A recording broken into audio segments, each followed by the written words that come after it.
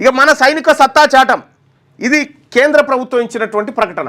సరిహద్దులోనే కాదు రావల్పిండి వరకు వినిపించాం, సింధూరం తుడి చేసిన వారిని శిక్షించాం, ఆపరేషన్ సింధూర్పై రాజ్నాథ్ అత్యంత ఖచ్చితత్వంతో లక్ష్యాలను ఛేదించామని చెప్పి వాయుసేన, పాక్ అత్యాధునిక యుద్ధ విమానాలను నేలకూల్చాం, కీలక యుద్ధ స్థావరాలను పేల్చేశాం, రక్షణ శాఖ ప్రకటన, కాశ్మీర్పై పరిష్కారానికి పాటుపడతానని చెప్పి ట్రంప్ అంటే సరిహద్దుల్లో ప్రశాంతత, నేడు డీజీఎంఓల చర్చ.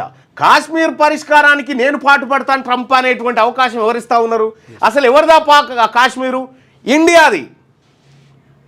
రాజా హరి సింగ్ మేము ఇండియాలో ఉంటామని చెప్పి ఇందులో కలిపితే దొంగతనంగా దాన్ని పాక్ ఆక్రమిస్తే దానికి పాకిస్తాన్కు వంతబాడుకుంటూ వచ్చింది అమెరికా.